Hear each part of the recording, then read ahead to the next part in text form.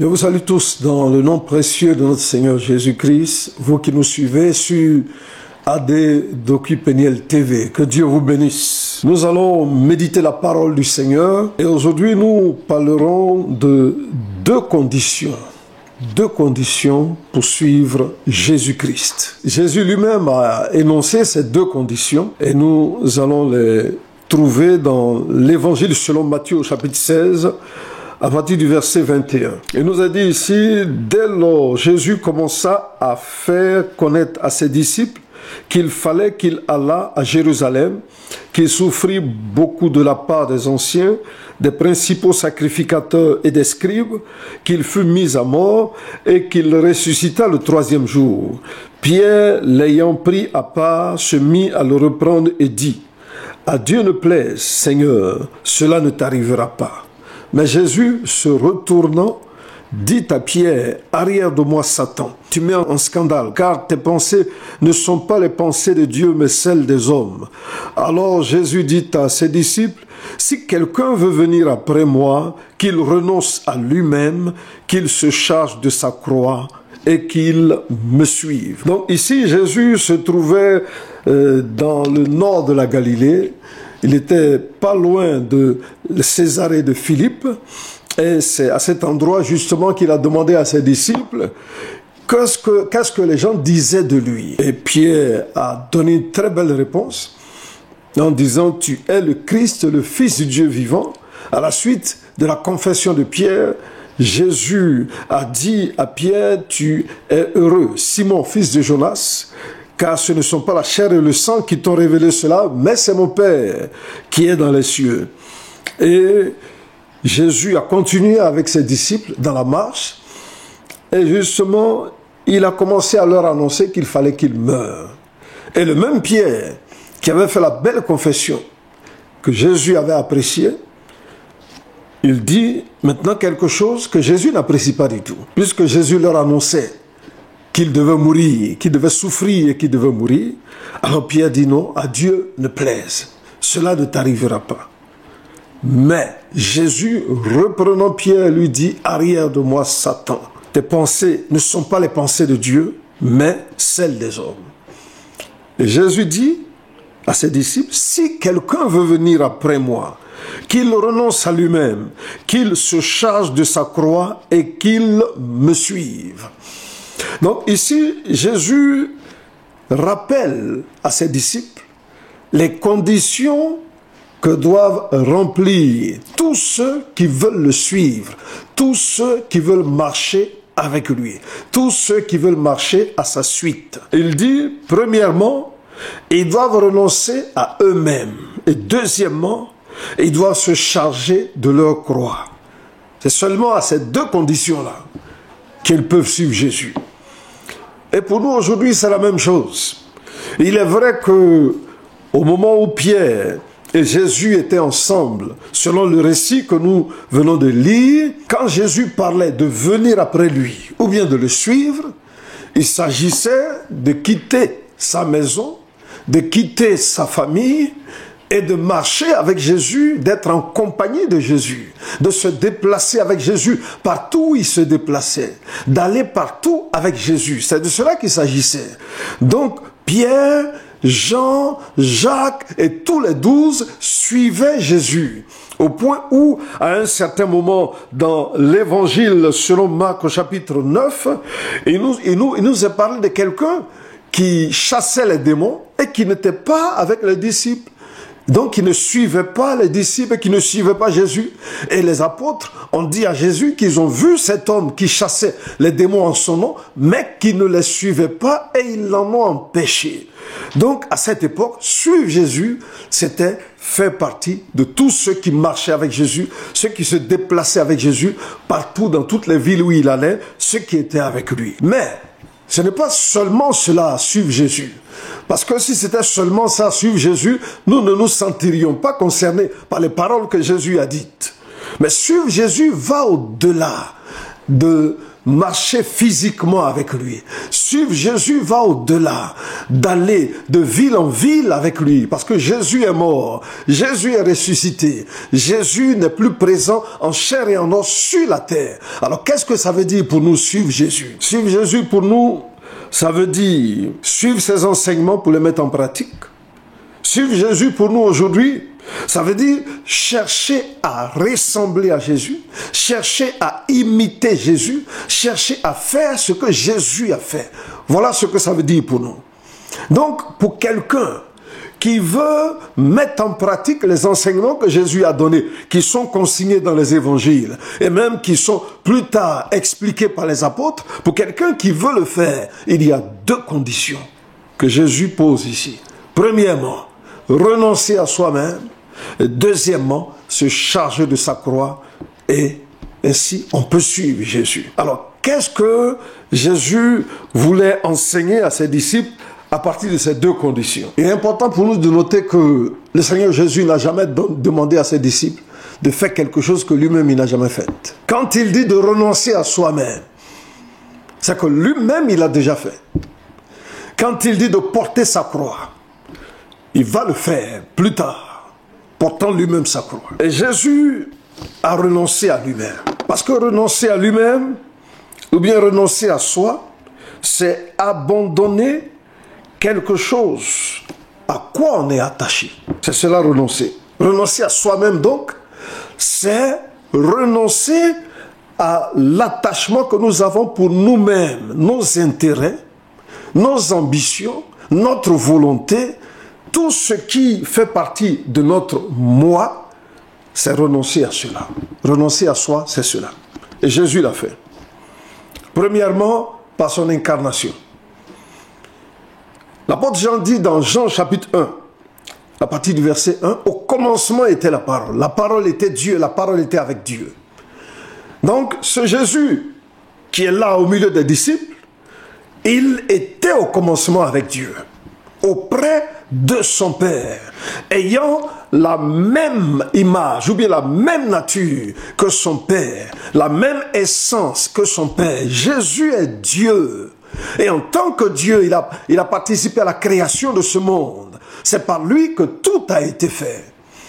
Donc il avait cette position glorieuse, élevée dans le ciel.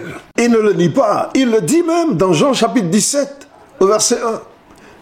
Lorsqu'il faisait sa prière à son Père, il dit, « Père, donne-moi la gloire que j'avais auprès de toi avant que le monde soit créé. » Donc, il avait une gloire, il avait une apparence glorieuse qui éblouissait, que nous voyons dans le livre de l'Apocalypse, lorsque l'apôtre Jean a vu ce Jésus tel qu'il est véritablement, il n'a pas pu tenir. Il est tombé à ses pieds comme mort. Il a fallu que Jésus le touche pour qu'il se relève. Mais cette gloire qui était la sienne, lorsqu'il était auprès du Père, lorsqu'il était avec son Père, il a renoncé à cela. Il est devenu un simple homme. Il a décidé de vivre comme un simple homme. De sorte que les hommes qui étaient sur la terre et qui vivaient avec lui le considéraient juste comme le fils de Marie. Ils considéraient Jésus comme le frère de Jude, le frère, il citait même ses frères et ses sœurs. Ils avaient même l'audace de chercher à le lapider.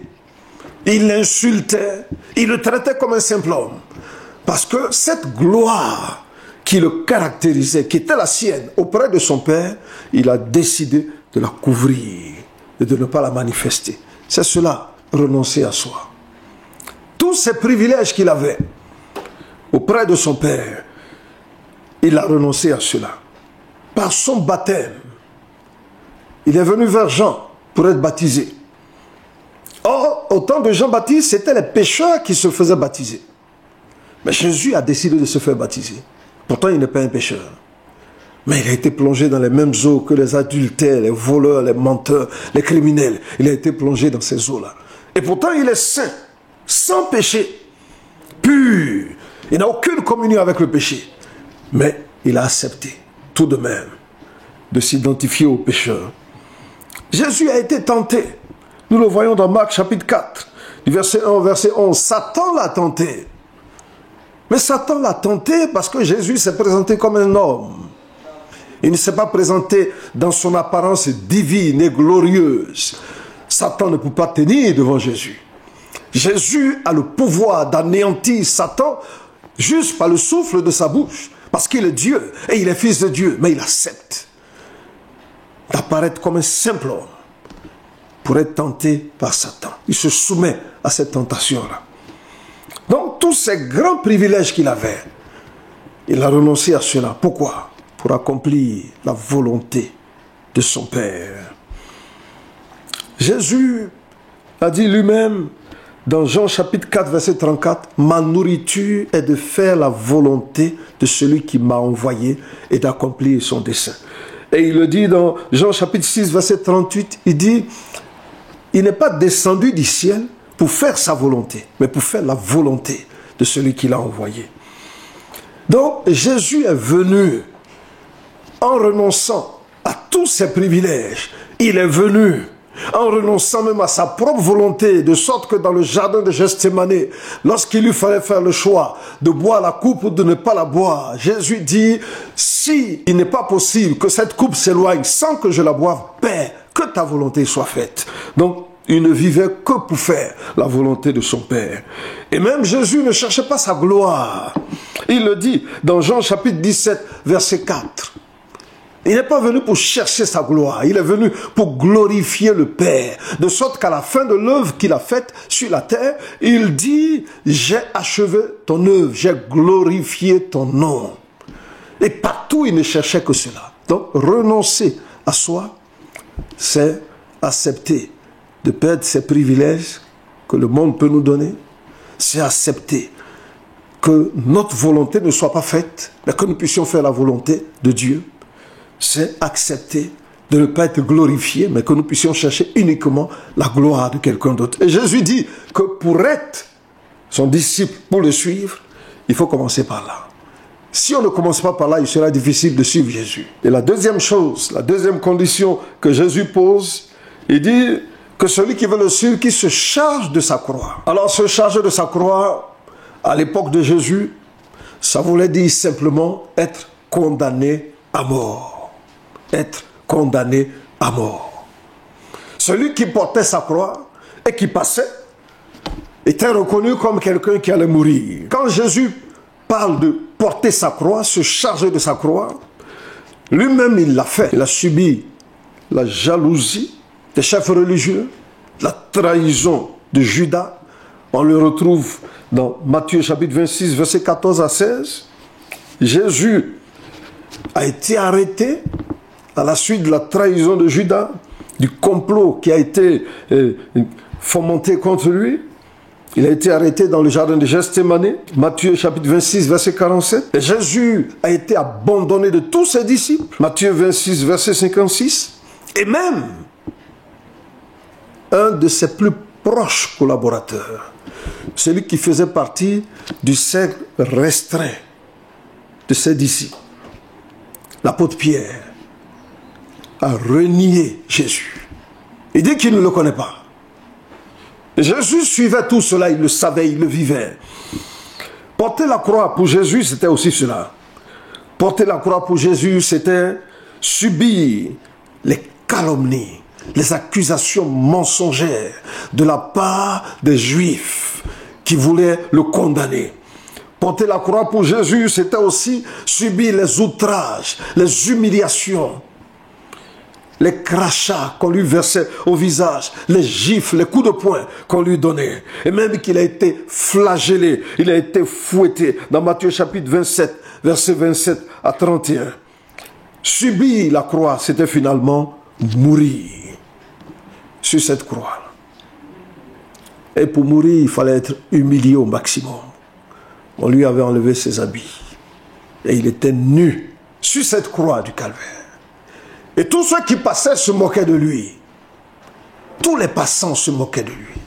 C'était cela la croix. Porter la croix pour Jésus, c'est cela. Frère, si tu veux être comme Jésus, si tu veux ressembler à Jésus, sois prêt a subi tout cela. Aujourd'hui, dans les églises, on trouve des personnes qui se plaignent parce qu'il y a des gens qui sont jaloux, qui se plaignent, qui se révoltent parce que telle personne m'a trahi, telle personne ne me paraissait fidèle, ou bien on m'a calomnié, on a tenu des propos contre moi, qui se plaignent de beaucoup de choses. Mais Jésus dit que celui qui veut le suivre, celui qui veut être comme lui, celui qui veut lui ressembler, doit porter sa croix. Premièrement, il doit renoncer à lui-même. Et deuxièmement, il doit porter sa croix. Ce sont les deux conditions pour pouvoir suivre Jésus. Alors, que le Seigneur nous aide, afin que nous ne soyons pas tout le temps là, dans l'amertume, dans les plaintes, dans les murmures. Parce que quand nous n'avons pas compris que suivre Jésus demande de remplir ces deux conditions, la vie chrétienne est difficile. La marche avec le Seigneur est difficile. Mais quand nous l'avons compris, alors c'est avec joie, comme les apôtres. Dans le livre des Actes des Apôtres, il nous a dit que lorsque pour la première fois, ils ont été frappés, ils sont venus vers les autres et ils se réjouissaient d'avoir été trouvés dignes, d'être flagellés, d'être humiliés à cause du nom de Jésus. Lorsque l'apôtre Paul, avec Silas, se trouvait en prison à Philippe, au lieu de se lamenter, ils chantaient des cantiques et ils priaient. Parce que pour eux, c'était cela, suivre Jésus. Que le Seigneur nous donne de comprendre ces vérités, afin que nous puissions le suivre avec un cœur sincère. Que le Seigneur vous bénisse. Amen. Nous allons donc prier le Seigneur. Notre Père et notre Dieu, nous voici devant toi. Et nous ne voulons pas suivre quelqu'un d'autre que Jésus. Nous voulons ressembler à notre Seigneur qui nous a montré le chemin par lequel nous devons passer pour lui ressembler. Seigneur, donne-nous de chercher à faire ta seule volonté, de chercher uniquement tes intérêts. Donne-nous, Seigneur, d'accepter les humiliations, d'accepter toutes sortes de calomnies et de médisances à cause de ton nom, uniquement pour que ton nom soit glorifié. Sois béni parce que tu le fais, Seigneur, au nom de Jésus. Amen.